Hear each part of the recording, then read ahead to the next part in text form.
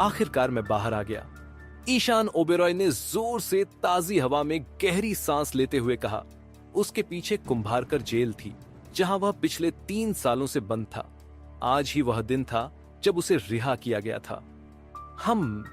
मुझे पता लगाना है कि मेरे माता पिता कैसे हैं। अपनी पीठ पर एक फटे हुए कैनवास बैग के साथ ईशान जल्दी से घर चला गया। पिछले 3 सालों में उसके माता पिता कभी उससे मिलने नहीं आए थे, इसीलिए वह उनके बारे में बहुत चिंतित था। घर के रास्ते में ईशान अपनी पहनी हुई ब्रोंज कलर की अंगूठी को देखता रहा। उस पर एक सजीव शेर बना हुआ था। शेर के सिर के ऊपर एक स्पेशल सिंबल था। यह अंगूठी उसे जेल के एक दोस्त शेरा ने दी थी।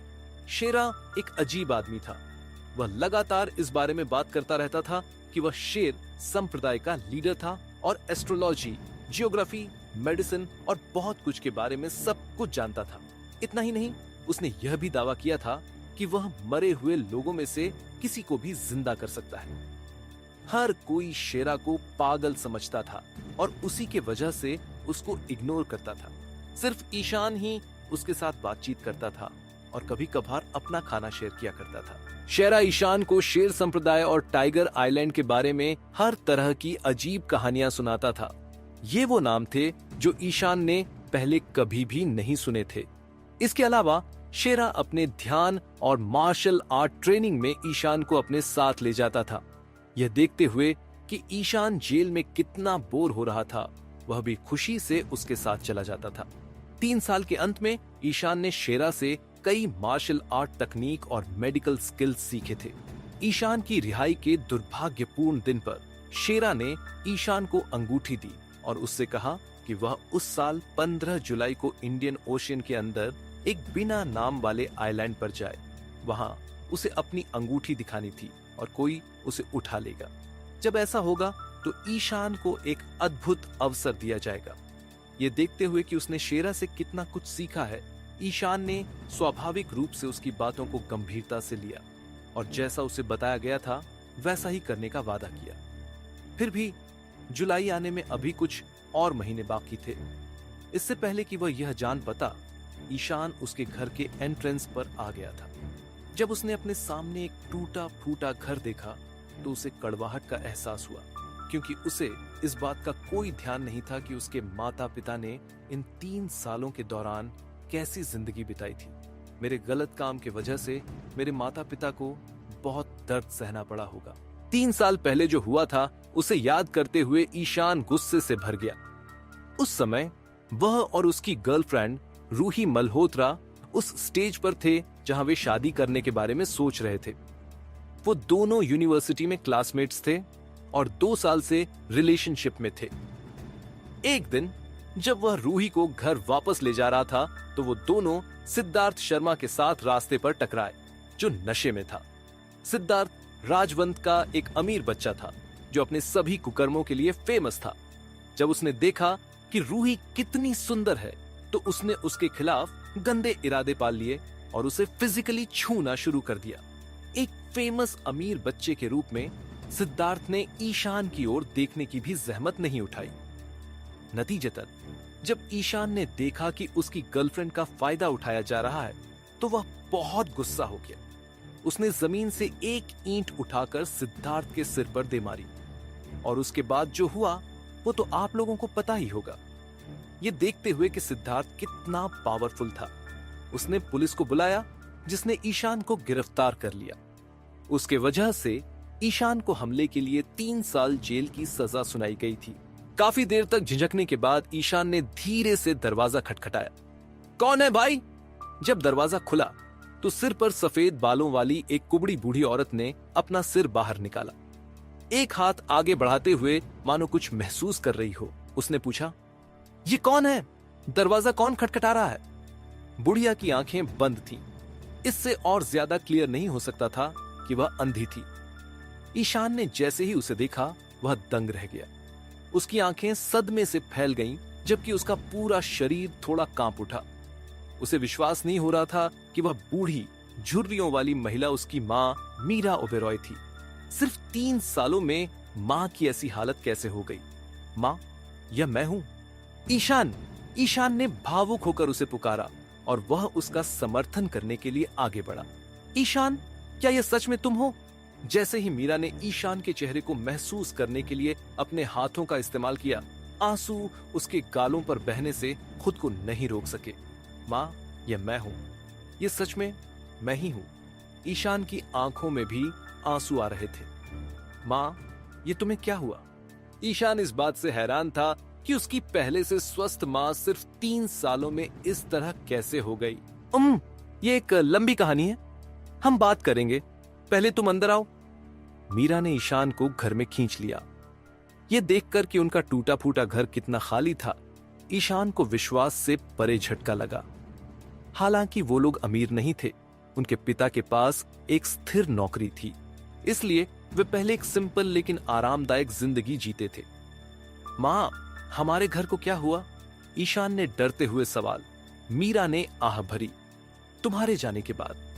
तब उसकी मां ने उसे सारी बात बताई। ईशान को जेल भेजे जाने के बाद शर्मा परिवार ने इस मामले पर ज्यादा ध्यान नहीं दिया। इसके बदले उन्होंने 10 लाख मुआवजे की मांग की। बिना किसी विकल्प के छोड़ दिए जाने पर ईशान के माता पिता ने उसकी शादी के लिए खरीदा हुआ घर बेच दिया और बहुत सारा पैसा उधार लिया था। फिर भी यह पर्याप्त नहीं था। आखिरकार उन्हें आखिरी 3 लाख किश्तों में चुकाने पड़े।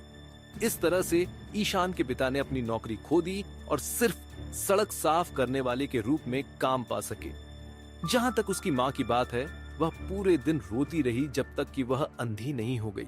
यही वजह थी कि उसके माता पिता कभी उससे मिलने नहीं गए थे। अपनी मां की बात सुनते समय ईशान ने धीरे धीरे अपनी मुट्ठी भींच ली और उसकी आंखों में जानलेवा इरादे चमकने लगे। उसे उम्मीद नहीं थी कि शर्मा परिवार उसके परिवार पर कोई दया नहीं दिखाएगा। मां, क्या रूही ने आपकी कोई मदद नहीं की? ईशान ने हैरान आवाज में पूछा। रूही और मेरी शादी होने वाली थी। इसके अलावा मुझे उसके सम्मान की रक्षा करते हुए जेल में डाल दिया गया। इसलिए ऐसा हो ही नहीं सकता कि वो बस चुपचाप बैठकर मेरे माता पिता को इस हालत में जाते देख सके। क्या वह ऐसा कर सकती है? मीरा ने आह भरते हुए जवाब दिया। छोड़ो, उसकी बात नहीं करते हैं। मल्होत्रा परिवार ने न सिर्फ हमें नजरअंदाज किया, बल्कि जब मैंने सगाई का उपहार भी वापस मांगा तो उन्होंने उसे भी वापस नहीं किया। उन्होंने दावा किया कि यह उनकी गलती नहीं थी कि तुम्हारे जेल जाने की वजह से शादी टूट गई, इसलिए उन्होंने इसे वापस करने से इनकार कर दिया। जब तुम्हारे पिताजी ने उनसे बहस की तो इसके लिए उन्हें पीटा भी गया। मीरा जितनी ज्यादा इसके बारे में बात कर रही थी, वह उतनी ही ज्यादा उदास हो जा रही थी।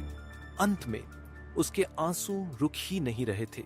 क्या मल्होत्रा परिवार ने सचमुच ऐसा किया? ईशान ने अपनी भौहें सिकोड़ ली, क्योंकि उसे विश्वास नहीं हो रहा था कि रूही ऐसा कुछ करेगी।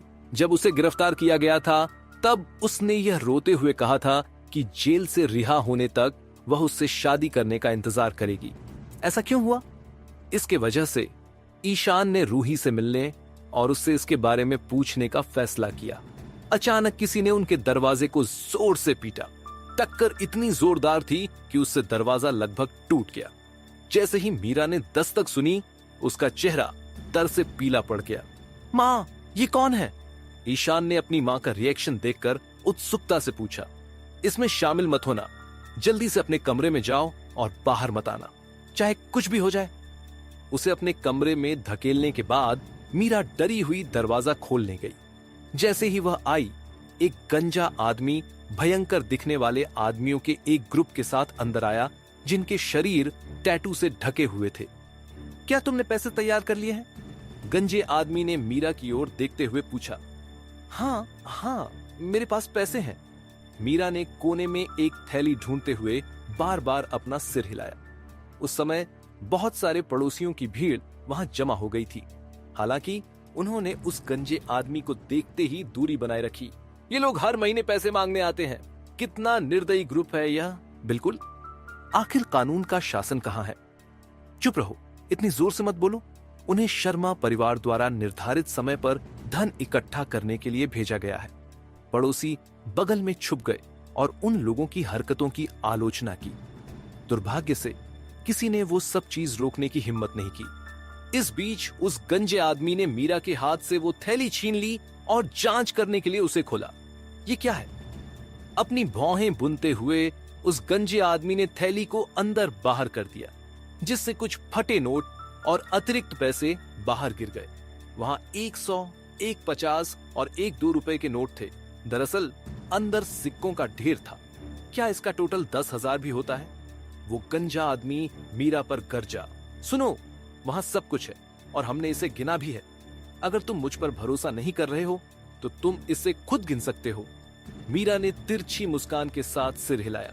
बकवास! उस गंजे आदमी ने मीरा के पेट में लात मारी और उसे जमीन पर गिरा दिया। तुम्हारी हिम्मत भी कैसे हुई मुझसे गिनने के लिए कहने की? मेरे पास इसके लिए समय नहीं है। उन सभी को 100 रुपए में बदलो। मां! अपने कमरे से बाहर निकलते हुए ईशान ने जल्दी से मीरा को उठने में मदद की। फिर उसने उस गंजे आदमी और उसके आदमियों पर बर्फीली नजर डाली, जिससे उनकी रीढ़ में ठंडक पहुंच गई। ईशान, तुम्हें यहां से बाहर नहीं रहना चाहिए। अपने कमरे में वापस जाओ और इन सब में शामिल मत हो। मीरा ने उसे पीछे धकेलने की बहुत कोशिश की। मां, क्योंकि मैं घर पर हूं, मुझे इससे निपटने दो। आपको बस शांत होकर बैठना चाहिए। मीरा को एक कुर्सी पर बिठाने के बाद ईशान ने यूएस गंजे आदमी की ओर घूर कर देखा। ईशान की जांच करने के बाद उस गंजे आदमी ने कहा, क्या तू वह लड़के नहीं हो जिसने मिस्टर शर्मा को ईंट से मारा था और इसके लिए उसे 3 साल की कैद हुई थी? मुझे हैरानी हो रही है कि तुम अब बाहर आ गए हो। तुम्हारी टाइमिंग बेकार है। आज वह दिन है जब तुम्हारी गर्लफ्रेंड और मिस्टर शर्मा शादी करने जा रहे हैं। उसके एक्स बॉयफ्रेंड के रूप में क्या तुम इसमें शामिल नहीं होंगे? बेवकूफ! वो गंजा आदमी और उसके आदमी जोर जोर से हंसने लगे।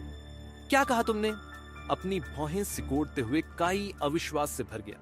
मैंने कहा कि जिस लड़की के लिए तुम जेल गए वह आज मिस्टर शर्मा से शादी कर रही है। शादी ग्लैमर होटल में हो रही है और यह निश्चित रूप से शानदार होगी। आगे की कहानी जानने के लिए देखिए अगला एपिसोड सिर्फ पॉकेट एफएम के यूट्यूब चैनल पर, और लेजेंड के सारे एपिसोड्स को सुनने के लिए डिस्क्रिप्शन में दी लिंक से डाउनलोड करें पॉकेट एफएम ऐप।